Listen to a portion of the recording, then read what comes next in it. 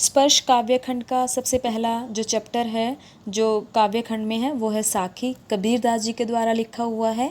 कबीरदास जी की मुख्य चीज़ें मैं आपको बताने जाऊंगी जो उनके जीवन से जुड़ी हुई है। जैसे उनका जन्म 1398 ईस्वी में बनारस में हुआ, मृत्यु 1518 में मगहर में हुई। पाठ का परिचय यानी कि इन शॉर्ट मैं आपको अभी बता रही हूँ। कबीर हिंदी के प्रमुख कवि हैं। उनके द्वारा रचित साखियाँ सत्य का बोध करवाती हैं। कबीर ने अपनी साखियों में विभिन्न विषयों पर अपने विचारों को अभिव्यक्त किया है। साखी का अर्थ प्रत्यक्ष गवाही, यानी कि जो साखी है, जो उनकी रचनाएं हैं, साखी, शब्द और रामायणी, उनको क्या है ग्रंथावली में संग्रहित किया गया है। और साखी का क्या अर्थ होता है? प्रत्यक्ष, यानी कि जो हमारे सामने हो, जो साक्षात हो, और गवाहकार हो। अर्थात जिन चीज़ों को समझाया गया है साखी के माध्यम से, वो हमारे जीवन में हमें प्रत्यक्ष रूप में कहीं ना कहीं देखने को मिल जाती है। मुख्य विशेषताएं रही हैं, हमें सदैव मीठे वचन बोलने चाहिए। ईश्वर सबके हृदय में विद्यमान है।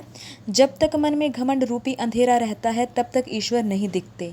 निंदकों को, निंदक अर्थात जो हमारी निंदा करने वाले होते हैं, हमें उनको सदैव अपने पास रखना चाहिए। क्यों रखना चाहिए? कि अगर हमारे पास हमारे अवगुणों को बताने वाले होंगे तो हम अपने व्यक्तित्व में सुधार कर पाएंगे, उन अवगुणों को गुणों में बदलकर। धार्मिक ग्रंथ पढ़ने से विद्वान नहीं बनते, यानी कि ज्ञानी कोई नहीं बनता। कि अगर हम सिर्फ धार्मिक ग्रंथ पढ़ रहे हैं और हमारे अंदर त्याग, सहनशीलता, प्रेम का भाव नहीं होगा तो हम मोटी मोटी किताबें पढ़कर या फिर ग्रंथ पढ़कर विद्वान या फिर ज्ञानी नहीं बन सकते। सबसे पहला जो दोहा है कबीरदास जी ने जो लिखा है साखी में, वो कहते हैं कि ऐसी बाणी बोलिए मन का आपा खोए, अपना तन शीतल करे औरन को सुख होए। कबीरदास जी कहते हैं कि हमें ऐसी अपनी भाषा में, अपनी बातचीत में ऐसे शब्दों का प्रयोग करना चाहिए जिसको जो सुनने वाला है वो भी हमारे नियंत्रण में हो जाए। यानी कि जो शब्द वो होते हैं हमारे, कि अगर हमारे किसी के प्रति अहंकार से भरे हुए शब्द हैं तो उस व्यक्ति को चाहे वो जितना मर्जी प्रिय है हमसे दूर कर देगा। लेकिन अगर कोई हमारा जितना बड़ा भी कोई शत्रु है, अगर हम उससे प्रेम से, तमीज़ से, सम्मान से पेश आएंगे तो उसको भी हम अपने नियंत्रण में कर लेंगे, अर्थात वो व्यक्ति भी हमारा अपना हो जाएगा।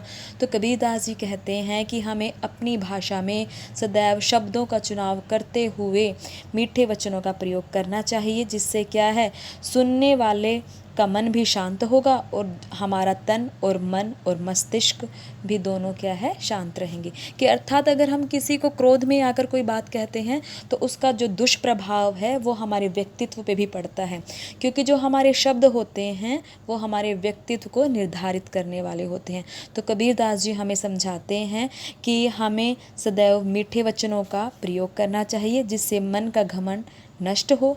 जिसकी वाणी अहंकार को समाप्त करती है वही तन और मन से शीतल अर्थात शांत रहेगा। अर्थात जिसकी वाणी मीठी होगी, मीठी वाणी का मतलब क्या होता है कि जो दूसरों को सम्मानित शब्द बोलेगा वो अपने बदले में भी सम्मानित शब्दों को प्राप्त करेगा, जिससे सुनने वाले का भी और कहने वाले का दोनों का भी मन और मस्तिष्क दोनों शांत रहेंगे।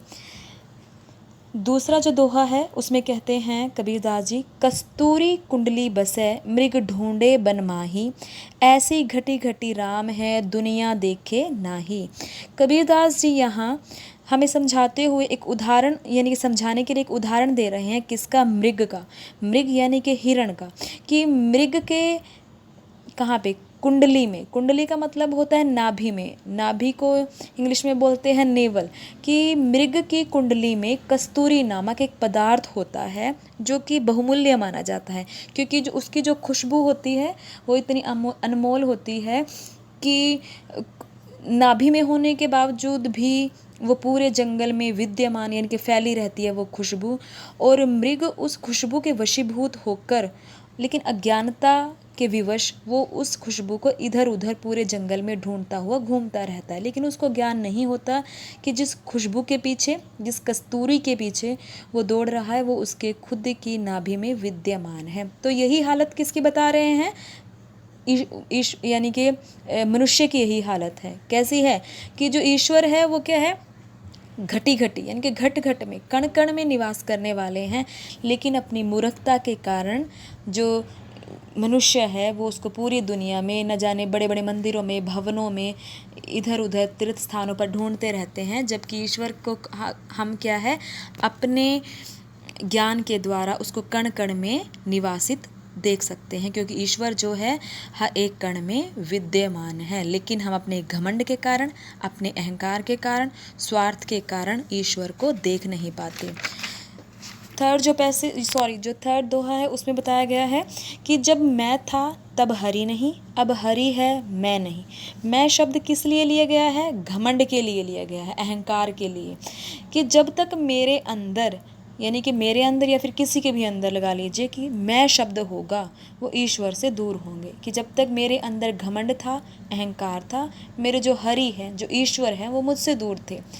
सब अंधियारा मिटी गया, अब हरि है मैं नहीं, लेकिन अब मेरे अंदर मेरे ईश्वर निवास करते हैं। और ईश्वर कैसे निवास करते हैं?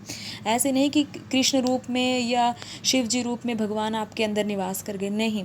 ईश्वर का निवास करने का तात्पर्य होता है कि हमारे अंदर जब हर एक छोटे बड़े पशु पक्षी, हर एक व्यक्तित्व के प्रति, पूरे यानी कि जो प्रकृति है उसके प्रति जब प्रेम का भाव हमारे अंदर होगा, समानता का भाव हमारे अंदर होगा, हम किसी के भी छोटे से जीव के जीवन को भी हम अनमोल मानेंगे, तो हमारे अंदर मानो ईश्वर निवासित है।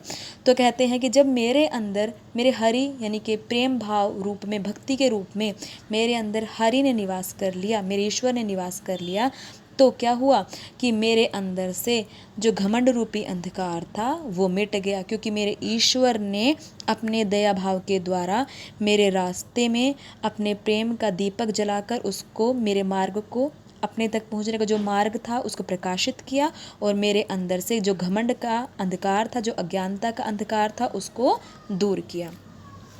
हमारे पास जो नेक्स्ट दोहा है उसमें कहते हैं, कबीरदास जी समझाते हुए बता रहे हैं, उन लोगों पर व्यंग्य कर रहे हैं कि जो लोग इस पृथ्वी पर, इस धरती पर आकर केवल स्वार्थ तक ही वो सीमित रहे हैं, यानी कि अंदर ना प्रेम की भावना है, ना त्याग की भावना, ना उनके अंदर सहनशीलता है, लेकिन वो सिर्फ मोह माया में फंसे हुए हैं, जो विलासितापूर्ण जीवन को ही अपना ऐश्वर्य, अपना सुख मानते हैं। वो उन लोगों पर व्यंग्य करते हुए कह रहे हैं कि सुखिया सब संसार है, खाए अरु सोवे। कि संसार में ऐसे लोग सुखी पाए जाते हैं, कौन से लोग? जो सिर्फ खाते हैं और सो जाते हैं। लेकिन उन लोगों की इस हालत को देखकर कबीरदास जी पूरी रात जागते रहते हैं और रोते रहते हैं। अब कहेंगे कि कबीरदास जी क्यों रो रहे हैं? कबीरदास जी इसलिए रो रहे हैं कि वो लोगों के स्वार्थ भावना को देखकर उन पे क्या है कि उनको समझाने की कोशिश करते हैं कबीरदास जी कि इस पृथ्वी पर आए हो तो कुछ अच्छे काम करो, अपने अंदर हर एक जीव जंतु के प्रति, हर एक जाति के प्रति, प्रकृति के प्रति प्रेम भावना को जागृत करो, दूसरों के प्रति अपने अंदर क्या है प्रेम भाव को रखो, दूसरों के प्रति त्याग की भावना को रखो। लेकिन हम लोग क्या है सिर्फ अपने तक सीमित रहते हैं कि अगर हम अच्छा जीवन व्यतीत कर रहे हैं तो दूसरा कैसा जीवन व्यतीत कर रहे हैं हमें उससे कोई मतलब नहीं। कि परिवार का एक उदाहरण देना चाहूँगी कि परिवार का जो मुखिया होता है उसको सबसे ज़्यादा चिंतन होता है अपने परिवार का कि परिवार को आने वाले समय में कैसे चलाना, लेकिन जो परिवार के जो अन्य लोग हैं वो मुखिया पर निर्भर हैं, लेकिन चिंतित कौन है? मुखिया। और आराम से कौन सोता है? पूरा परिवार। तो इसलिए कबीरदास जी को समाज को सुधारने का जिम्मा उन्होंने यानी कि उठाया था, तो इसलिए वो चिंतित थे कि क्या मैं इस संसार को सुधार पाऊंगा, कि जो लोग अपने घमंड में, अपने अहंकार में जी रहे हैं, कि क्या मैं उन लोगों को सुधार पाऊंगा, उन लोगों को सही मार्ग पर, अपने ईश्वर की भक्ति पर मैं चला पाऊंगा। तो इसलिए वो इन लोगों को उस मार्ग तक पहुंचाने के लिए जी तोड़ यानी कि समाज को जागरूक करने के लिए लगे हुए थे। लेकिन जो लोग इस प्रेम भाव से, इस उचित मार्ग से यानी कि जुड़ नहीं पा रहे थे, उनकी ऐसी हालत को देखकर कबीरदास जी रो रहे हैं। आगे जो हमारे पास है दोहा, विरहा भुअंगम तन बसै मंत्र न लागे कोई, राम वियोगी ना जीवे जीवे तो बोरा हुई। कबीरदास जी कह रहे हैं, भुवंगम का मतलब सांप का जहर, विरहा का मतलब जो विरही है, विरही एक दीवाने के लिए भी लिया जाता है जिसको किसी चीज़ की लगन लग जाती है, और विरही क्या है, विरह यानी कि दुख के लिए भी लिया जाता है। तो कबीरदास जी हमें दोनों भावों में समझा रहे हैं कि विरह भुवंगम तन बसै मंत्र न लागे कोई, कि जिस प्रकार अगर सांप का जहर एक बार पूरे शरीर में फैल जाता है तो उस पर कोई मंत्र अपना काम नहीं करता, ठीक उसी प्रकार अगर किसी व्यक्तित्व के हृदय में ईश्वर की भक्ति फैल गई तो संसार की चकाचौंध उसको अपनी ओर आकर्षित नहीं कर पाएगी। राम वियोगी ना जीवे जीवे तो बोरा, बोरा का मतलब होता है पागल हो जाना। कबीरदास जी कहते हैं कि जो राम वियोगी है वो जीवित नहीं रहता, अर्थात जो अपने ईश्वर को पाना चाहता है और अपने ईश्वर से वो एक पल के लिए भी दूर नहीं हो पाता, अगर दूर हो जाता है, जीवित रह भी जाता है, तो वो अपने भगवान के मिलन के लिए पागल हो उठता है, अर्थात वो हमेशा अपने भगवान के नाम का ही रटन लगाए रहता है। 6 नंबर दोहे में कहते हैं निंदक, निंदक का मतलब होता है आलोचक, जो हमारी आलोचना हमारे मुख पर कर सके, अर्थात जो हमारे अवगुणों को हमारे मुंह पर बता सके उसको हम निंदक कहते हैं। तो कबीरदास जी हमें सलाह देते हैं कि अगर हमें अपने व्यक्तित्व में सुधार लाना है तो उसके लिए क्या करना होगा। निंदक नेड़ा राखिए आंगणी कुटी बंधाए, कि अपनी आलोचना करने वालों को अपने साथ रखिए और हो सके तो आंगन में उसको रखो। आंगन का मतलब क्या है कि अपनी मित्र मंडली में रखो। क्यों रखो, कि ज़्यादातर क्या होते हैं कि अपनी निंदा करने वालों को हम अपने पास नहीं रखते, ठीक है, तो हमें बुरा लगता है। तो कहते हैं कि अगर हमें जीवन में तरक्की करनी है तो अपने निंदकों के साथ भी उठिए बैठिए, आलोचना करने वालों के साथ भी उठिए बैठिए, ताकि वो अपनी कमियों को बता सके और अपने व्यक्तित्व में आप क्या है सुधार कर पाओ। तो कहते हैं बिन साबण पानी बिना निर्मल करे सुभाए। तो वो निंदक क्या काम करेंगे कि जिस प्रकार साबुन और पानी हमारी बाहर की गंदगी को, शरीर जो शारीरिक गंदगी होती है उसको साफ कर देते हैं, तो ऐसे ही निंदक जो हमारे अंतर्मन का जो मैल होता है, जो हमारे अवगुण रूपी जो मैल होता है उसको साफ करने में मदद करते हैं। तो इस प्रकार कबीरदास जी के प्रत्येक दोहे में हमारे जीवन से जुड़ी हुई विशेष बातों को दिखाया गया है, समझाया गया है कि हमें अपने जीवन में किन किन बातों को अपनाना चाहिए और किन किन बातों को हम अपने जीवन में लाकर अपने जीवन में सुधार ला सकते हैं।